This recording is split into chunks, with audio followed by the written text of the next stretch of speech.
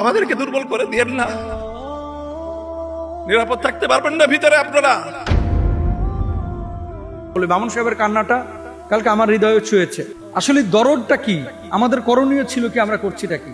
মাওলানা মওদুদী কি করেছেন, কোন আকীদা লালন করেছেন, এটা আপনারা আলোচনা করছেন, ঠিক আছে। এর চাইতে বড় বড় ইস্যু কি বাংলাদেশে নাই? এটা নিয়ে কি আলোচনা করতে পারি না? কওমি অঙ্গনের ওলামা ইকরাম নিয়ে অনেকে তুচ্ছ তাচ্ছিল্য করেন, চরমোনাইকে নিয়ে অনেকে তুচ্ছ তাচ্ছিল্য করেন। ও ভাই, এই যে তুচ্ছ তাচ্ছিল্য করে বিভাজন বাড়ছে না কমছে? হ্যাঁ, একটা দলের আকীদাগত প্রবলেম থাকতে পারে, আপনি তার সাথে বসেন, বহাস করে বাংলাদেশে কোনো একটা বিষয় সমাধান হয়েছে বলেন? হয় নাই। ইলমি মুজাকারার মাধ্যমে আপনারা বসে এটা সুরাহা করতে পারেন, যারা বিজ্ঞ প্রাজ্ঞ আলেম ওলামা আছেন।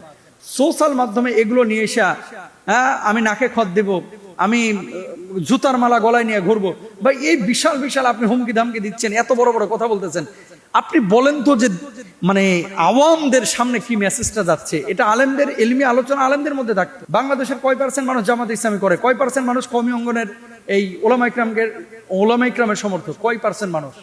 বাংলাদেশের অধিকাংশ মানুষ তারা চায় যে শুদ্ধভাবে নামাজ পড়বো, আল্লাহ বিল্লাহ করবো, শুদ্ধ আকীদা নিয়ে কবরে চলে যাব, তাই না? এর বেশি কিন্তু মানুষ চায় না। সাধারণ মানুষের কথা বলতেছি আমি। আবারও বলি, ইলমি মুজাকারা যেগুলো হচ্ছে এগুলো আলেমদের মধ্যে থাকুক, এগুলো সোশ্যাল মাধ্যমে নিয়ে আসার বিষয় না। কিন্তু এখন এমন পর্যায়ে চলে গেছে, যেই পর্যায়ে যাওয়ার পরে আমাদের মধ্যে ঐক্য কত দূরের কথা, কওমিওয়ালারা জামাতের এদেরকে মুসলমানই মনে করছে না, জামাতের কওমিওয়ালাদেরকে ফকির ফাঁকরা মনে করে, এদেরকে মনে করে এগুলো আহাম্মুক, এগুলো কিচ্ছু বুঝে না।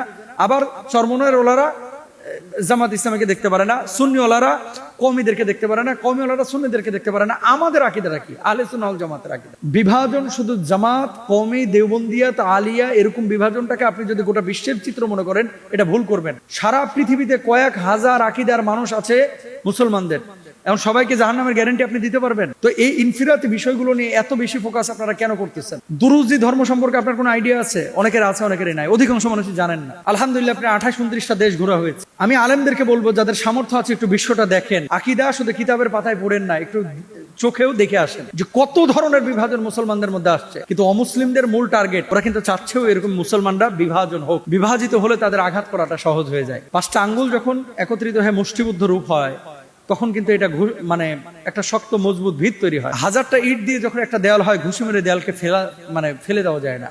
100টা সুতা দিয়ে যখন একটা রশি বানানো হয়, এটাকে ছিঁড়ে ফেলা যায় না। কিন্তু একটা ইট ফেলে দেওয়া যায়, একটা আঙ্গুল ভেঙে ফেলা যায়, একটা সুতা ছিঁড়ে ফেলা যায়। সারা পৃথিবীর মুসলমানদের ভিতরে শিয়া, সুন্নি সহ দুরুজি, হাম্বলি, শাফিঈ, মালিকি, হানাফি, কত ধরনের বিভাজন আমরা তৈরি করেছি। আকীদাগত বিভাজন আমরা থাকতে পারে। আপনি দেখেন যে সে আল্লাহ রাসূলকে মানে কিনা, সে এক কোরআনে বিশ্বাস করে কিনা, সে এক আল্লাহ বিশ্বাস করে কিনা, আমার নবীকে নবী হিসেবে মানছে কিনা, আখিরাতকে বিশ্বাস করছে কিনা, ঈমানের মৌলিক পাঠগুলো তার ভিতরে আছে কিনা। যদি থাকে ভাই, একটু মেনে নেন না। বৃহৎ স্বার্থে এদেশে সুদ, ঘুষ, জেনা, ব্যভিচার, তারপরে কি বলে পাপিষ্ঠদের অত্যাচার, জুলুম, নির্যাতন, কত কিছু এদেশে ইস্যু আছে। এগুলোর দিকে না যায় খালি কোন কিতাবের মধ্যে ইবনে কাসির কি বলেছেন, মওদুদী কি বলেছেন, হুসাইন আহমদ মাদানী রাহিমাহুল্লাহ কি বলেছেন, এগুলো নিয়ে আমরা মারামারি কাটাকাটি করতে গিয়ে আসলে মূল জায়গা থেকে আমরা দূরে সরে যাচ্ছি। দেখেন, ওয়ান উম্মাহ কনসেপ্ট, এটা ধারণ করেন। সবাই আমাদের ভাই। কওমি ওলামা ইকরাম, আহলে সুন্নাহ ওয়াল জামাআহ, সুন্নি, মাজারপন্থী, যারা আল্লাহ নবীকে বিশ্বাস করেছে, সবাই আমাদের ভাই। হ্যাঁ, আকীদাগত বিভাজন থাকলে ইলমি মুজাকারা তার সাথে হতে পারে। রেশারেশি করে আপনি নিজেকে খুব জাহির করছেন, আপনি বিশাল বড় ইলমের জাহাজ, আপনার চাইতে বড় বড় ইলমের জাহাজ বিভিন্ন জায়গায় আনাচে কানাচে চিপাচাপাই পড়ে আছে। আমাদের মূল সমস্যা কি জানেন? অল্প কিছু জানলে আমরা মনে করি বিশাল কিছু আমি হয়ে গেছি। আপনি যে বহাস করতে যাচ্ছেন, এই বহাস করে বাংলাদেশে একটা বিষয় দেখেন যে সমাধান হয়েছে, হয় নাই? তাহলে আলেমদের বিষয় আলেমদের মধ্যে রাখা উচিত। এখন সোশ্যাল মাধ্যমের যুগ, আপনি একটু হাসি মারছেন, আপনি একটা বিষয় থ্রো করতেছেন, এটা কোথায় যাচ্ছে পাবলিকের সেন্টিমেন্টে, এটা কি ইফেক্ট করতেছে, এটা আপনাদের বুঝতে হবে ভাই। আল্লাহ তাআলা আমাদেরকে বোঝার তৌফিক দান করুক। মামুন সাহেবের যে দরদটা, এটা আমাদের হৃদয় ছুঁয়েছে।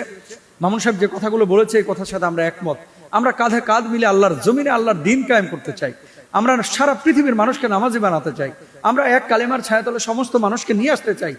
এই উম্মাহের দরদ যদি আপনার ভিতরে না থাকে, তাহলে কিভাবে উম্মার ফিকির আপনি করবেন, কিভাবে উম্মার কাজ আপনি করবেন বলেন? আল্লাহ তাআলা আমাদেরকে রহম করুন।